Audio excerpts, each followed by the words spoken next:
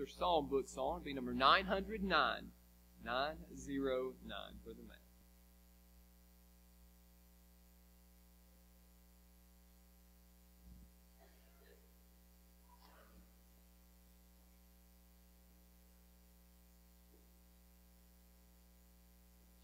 Russell and Cindy, I know where you live. For putting that on the bulletin. No, I do appreciate the birthday wishes. In fact, we drove separate today so I could bring my truck to put all the gifts in there. If you will just, I parked on this side over here. If you'll just leave your gifts down here at the back of this door, I will make sure that gets to the appropriate place and I could use them there. Or, I know one buddy of mine who is a minister, he got a car for his 40th birthday. So if you want to do that, you can do that too. I'd appreciate that as well. Go ahead and turn your Bibles to Matthew chapter 11. And we'll go there in just a second. Well done. There we go. Sorry about that. Matthew chapter 11, we'll look at that in just 1 second. I'm not a big traveler. I like to travel, but when I travel, I'm a heavy packer. I like to pack as much as I can. When we went to Peru, we had a weight limit on what we could pack into our suitcase. So I was concerned about it. I think it was 40 pounds. I think it was 40 pounds in our suitcase. That's all we could have, and we're going to be gone, for almost 2 weeks. So I'm thinking, I might be close on that 40 pounds. I'm not sure. Well, we get there, and we have to weigh our bags as we get through. And Ron, he's carrying some supplies and some gifts to give to the people in Peru, and his weighs about 26 pounds. All right, I may be pretty good. All right, Bill gets up, and Bill has the parachute. Remember, we were going to try to put a parachute on as a roof. He has that, and I think that weighed 15 pounds in itself. And he gets up there, and his is only like 29 pounds. Well, I'm starting to feel a little more comfortable. I got it. Well, I lay mine up there, and it's 47 pounds. I've got 47 pounds of stuff. And then they said, well, that's okay. You've got some supplies in there, don't you? I have 2 boxes of communion bread that weighs maybe a few ounces. That's all I got. The rest is my junk, okay? So we have to go through my bag and open up their bags and start stuffing my stuff into their bags just to make sure we're able to get on the flight. But I like to pack, I guess. I'm afraid that I'm going to be there in a situation and need something and not have it when I need it. So I like to pack it. And you know what it's like when you pack a lot of stuff. You have to carry it around, and it's just real bulky, and it's hard for you to get where you want to go sometimes because you're carrying things. And if you don't believe me, you go through the airport and you watch people. You know the people that travel efficiently. They've got one little suitcase with wheels on it, and they wheel it around in and out, and they know where they're going. And then you look at the people like me that's got 6 bags that they're carrying on them and trying to hold their coffee and all of these other things to make it through. And it's very inconvenient. It's very frustrating. In fact, it hurts physically because you're having to carry all of this baggage. Well, I want us to talk about this baggage this morning. I want us to look at the term baggage. Dr. Les Perot and Dr. Neil Clark Warren, they give us this definition of baggage. History is what has happened in our lives. Baggage is how we feel about it. Your psychological perspective on your past determines to a great extent your personal growth and vitality. Another definition, still holding on to the past or pain from the past and not letting it go. Every one of us, we have the history. And what has happened in our lives is history, and how we handle that, that's what we carry around as baggage. That's what we hold in our lives. And you did it this morning before you even realized it. When you woke up this morning, you went to that imaginary baggage claim, and you went and picked up all the stuff that you're carrying around in your life, and you threw it on you, and you got ready to go live your day. Baggage is that stuff that weighs us down so much that makes it so hard to live the life of a Christian. That makes it difficult for us to maintain a Christian mindset. Growth. Now, and some of the baggage excuse me, some of the baggage that we carry is self-inflicted. Some of it we bring on ourselves. Some of it happens when we have others to bring it up on us. But regardless, every single person in here has some baggage. And it makes you tired. It makes you weary. It's really like you're carrying stuff around all day long at the airport, and it just is exhausting you to make sure you've got it. And some of us, we hold on to it so tight, we don't want to let it go. Because we've come so accustomed to it. All of us have baggage. And I want to, if you'll just go with me for a minute, I want to talk about some of the baggage that we all carry. And I can't tell you about the baggage you carry until I talk about mine. This is my baggage. Unrealistic expectations of myself. I carry this around all day long. This baggage keeps me up at night because my brain's working and thinking of the things that I didn't get done that I wanted to get done. And it keeps me up at night because I feel like I have to get up so early because I've got to make sure I've got such a long day because I've got to get everything done. I have a problem with saying no. If you know me at all, you know I have that problem. That is my problem. That is my baggage. I take on so much because I have so much of a fear of disappointment. I don't want to disappoint my kids. I don't want to disappoint my wife. I don't want to disappoint my mother. I don't want to disappoint the elders. I don't want to disappoint you. I don't want to disappoint the students. I don't want to disappoint the people at the children's home that I help or at the school that I help. I carry all of this around because when somebody says this needs to be done, sometimes I feel like I'll do it. I'll do it. I'll make time for it because I want to be that guy. I want to be the guy that helps and that does as much as he can. But what happens is I carry around this luggage and I'm spread so thin, sometimes I feel like that circus entertainer. I feel like the guy that's spinning all the plates and trying to get back. And as soon as I get them all going and I look back and think I've got it, then I have to go back because this one's about to fall and this one's about to fall.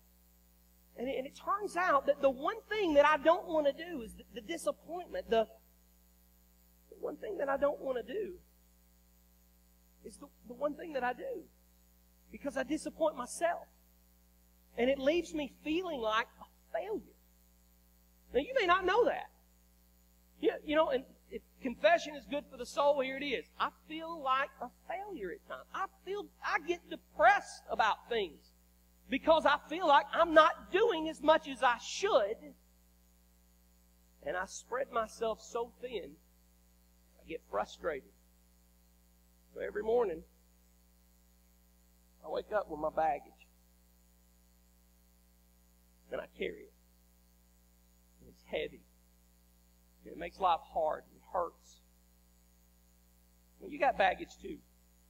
Don't look at me and think, well, you know how to fix that, Matt. You know how to give that up. Don't look at me that way. Don't say that. Because yes, I do. But that doesn't make it any easier. And I can tell you that because I know you got baggage just like I do. You got all kinds of baggage in your life. Maybe some of your baggage is some of the feelings that people have made you feel in the past. Maybe they've said some things to you. Maybe they've said some things, some criticism that they've given you that's cut you deep. Maybe they said something really in fun, but you really thought it was serious, and it really bothered you. You live with that.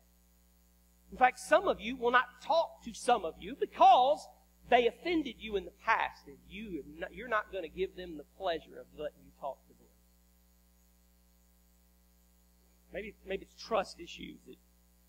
Maybe it's a marriage that's had some issues, and maybe there's trust issues there, and maybe you wake up with those trust issues, and you can't trust the person because they've hurt you deeply, and you don't know how to handle that because they've hurt you so much, and maybe it's disappointment with someone that's cheated you or taken advantage of you, or maybe it's somebody that you've cheated.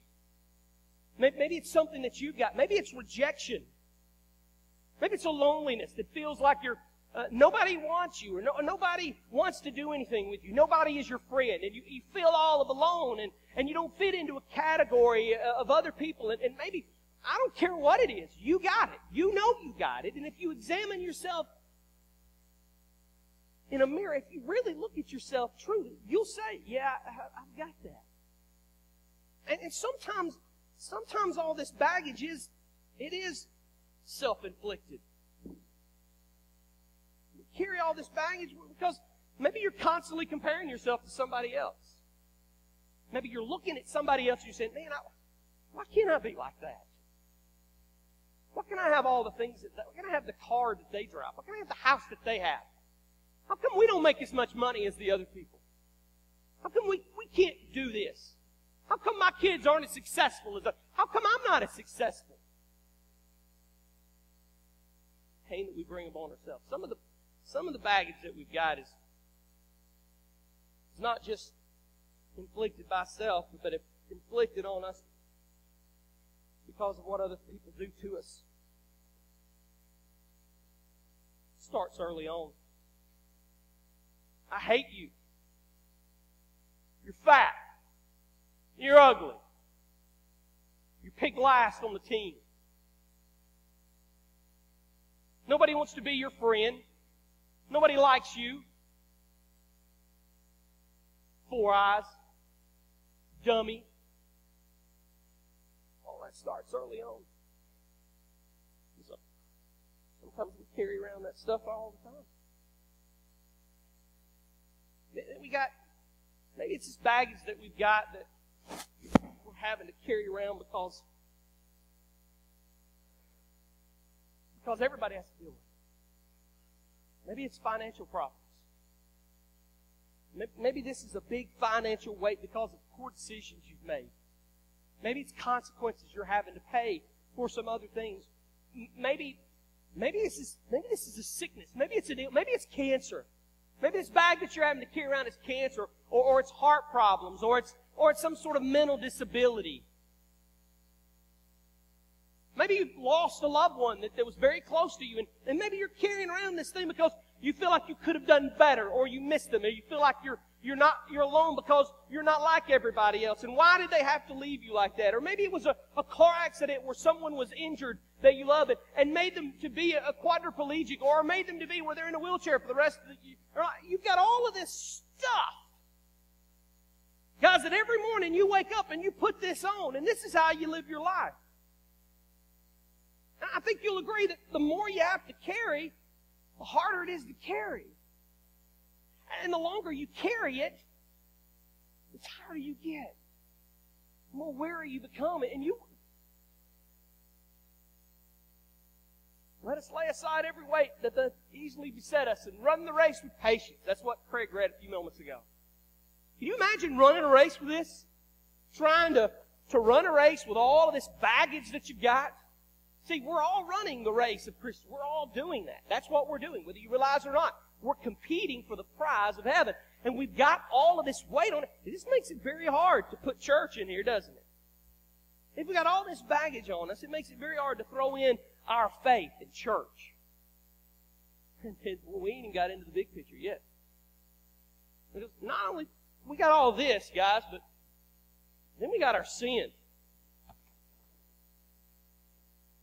Now, that's really heavy. Because this is one we all carry. Some of it's public. Everybody knows what you're doing.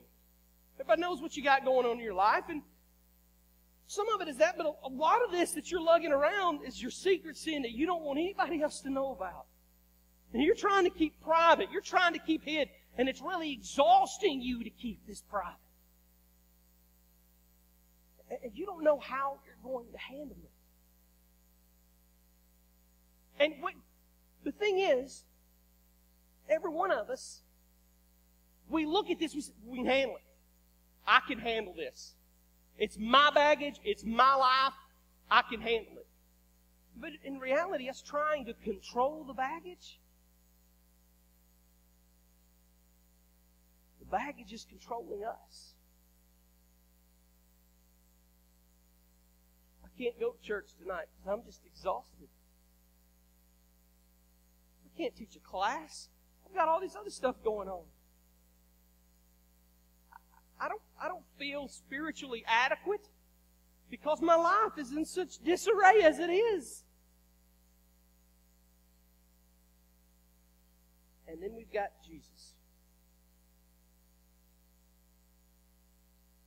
We've got Jesus and those words that He reminded us of. Come unto me, all you who labor and are heavy laden, and I will give you rest. Give your burdens to me.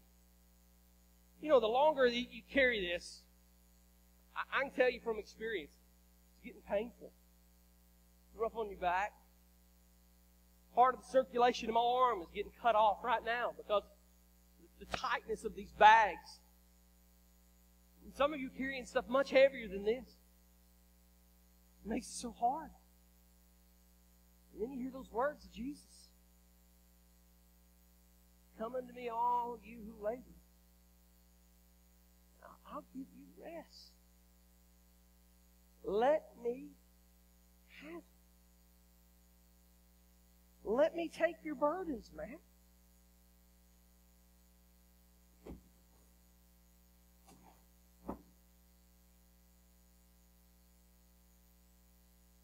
And it feels better. It feels like I can move. I can breathe. You know, when you obeyed the gospel, isn't that exactly the way it felt like? You had all this press, all this stuff pressing on you, all the stress in your life. But when you came up from that watery grave, if you ask people, how do you feel when you got rid of all that stuff? I felt lighter. You know what? That stuff makes you stronger, doesn't it? It's like carrying around weights. You feel like you can take on the world, and you feel like you can do more because all that stuff is gone. See, all this that we carry around leads to us having a poor self-image of ourselves.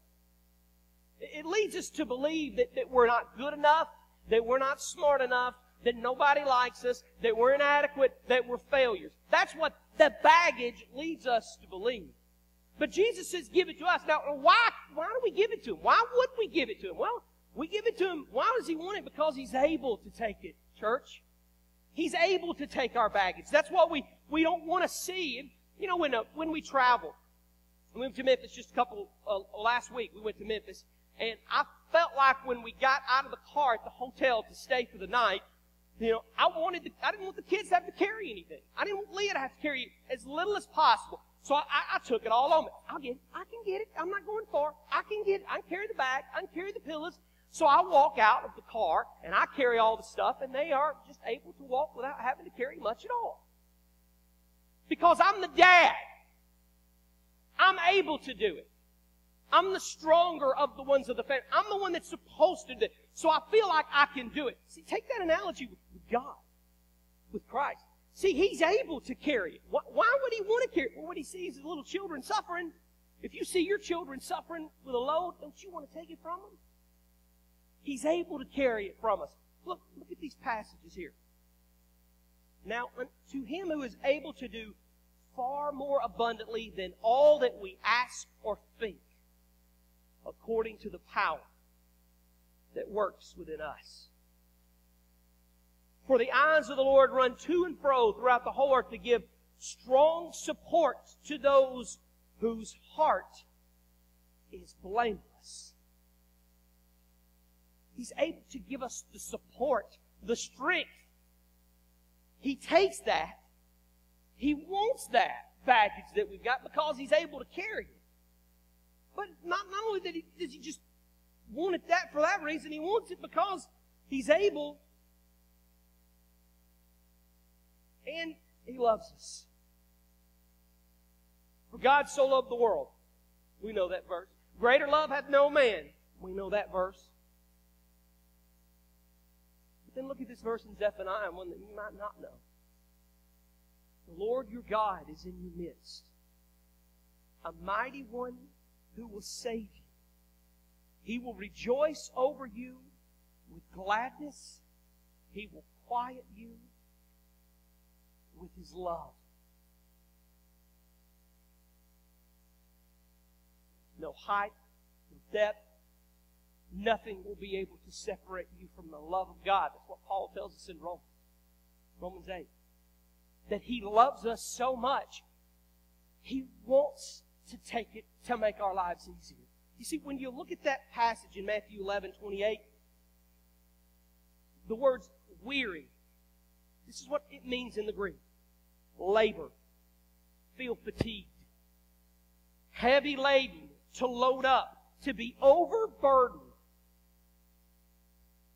I will give you rest, to refresh, to take ease. See those words? He wants us to feel that way, and the only way we can feel that way is if we let Him have it, because He's able to handle it. He loves us. Not only that, He loves us. He's able. But what we a lot of times forget is that He values me. Out of all the creation, out of everything that God created in this world, and there are a lot of wonderful things, church, out of all of that stuff, the only thing that's created in His image is me and you. That's it. That's it. Human beings were created in His image. That means we're valuable to Him. He wants us to be like Him. He wants us to be just like Him. He made us in His image, and we're important to Him. I come that you may have life, He says, but not just life. John 10:10, I come that you have it more abundantly. I just don't want you to have a life. I want you to have a life that's abundant, that's great, that's happy. But you can't have a happy life and you can't have abundant life if you're lugging that around everywhere you go. It's heavy. It hurts. And the reason why we carry it around is because we feel like we have to. We feel like we can. If you take, for instance, my baggage, your answer to my baggage is, well, you know how to fix that, Matt? Stop. Just say no. If you feel overwhelmed, stop. If you feel like you can't say no, just say no. It's that easy, Matt. It is so easy to do. Oh, if it was, church, I would have done it a long time ago, and I could turn around and say the same thing to you. Just let go of that burden. But you don't know how bad it hurt me when they said that, Matt. No, I don't. It really cut me deep when they criticized me. Well, so what? If you're going to look at me and tell me that I know what to do with yours, Matt, just give it up. And in turn, I can do the same thing to you. See, that doesn't help matters at all, does it? You see, the only way that we can truly get rid of it is when we understand that God is able to have it. He wants it because He loves us. He wants your burdens. He wants you to throw it all on Him because He is God and He can carry it all. He don't get tired. His back doesn't hurt. And when He does that, He knows that that's going to free us up to be more valuable to Him. To be able to be used in His service. All that baggage that we've talked about. When you look at Craig's verse a while ago, and let us lay aside every weight and sin that doth easily beset us. You may not have noticed that, but he puts that into two categories. He says every weight, and then he says every sin. All this baggage that I'm carrying around, this is the sin. Those aren't necessarily sins. They're just things that I want to hang on to. But they can become sins the longer I hold on to them. Let us lay aside every weight and sin that doth easily beset us. And let us run the race. That way we can run it efficiently. Because He wants us to win. For I know the plans that I have for you. Plans of welfare, not for evil. To give you a future and a hope.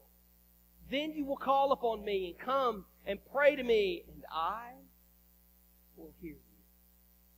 See, God doesn't care about your age. He doesn't care about your socioeconomic status. Don't care how much money you make, how much money you don't make. He doesn't care about your height, your weight, your body size. He don't care if you're ugly in other people's eyes, because in His eyes you're not. God doesn't care about all those things.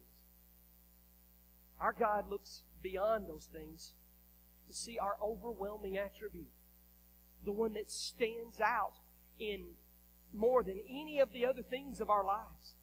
The one thing that sticks out like a sore thumb in us is what God sees. And He's, you know what it is? It's His image. He's vested in us. And He's willing to take it. So you shouldn't feel rotten about your baggage, because all of us have got it. You shouldn't feel depressed about things going on in your life, because everybody else has depression. You shouldn't feel lonely thinking you're the only one to have it, because all of us are fighting that same battle. But what you can do is you can say this morning, take it. When you stand up to sing that invitation song, the weight doesn't have to be there. You can leave it in the pew.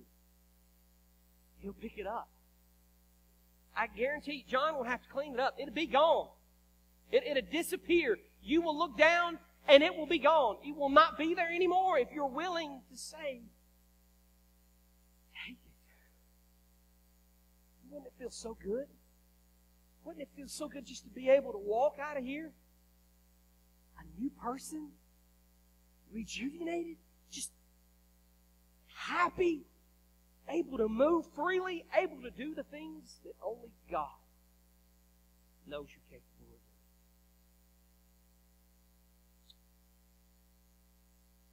What's your baggage? What are you going to do with it? Because God's able to take it. He loves it so much, He wants you to give it to Him. And not only that, but He values you so much, He's got big plans for you when you do let go of it. But the one thing that God cannot do is He cannot take this off if you're willing to pick it up every opportunity you get, mope around all day because of how rough you got it. Nobody understands how bad you got it. Nobody works harder than you. Nobody has to deal with it like you do. God, I know you said you'd carry it, but I got it from here. The more you do that, there's no help. Let go of your baggage this morning. Give it to God. Let Him take it from you. He's able. He loves you. And you're worth it. As we stand and sing the invitation song.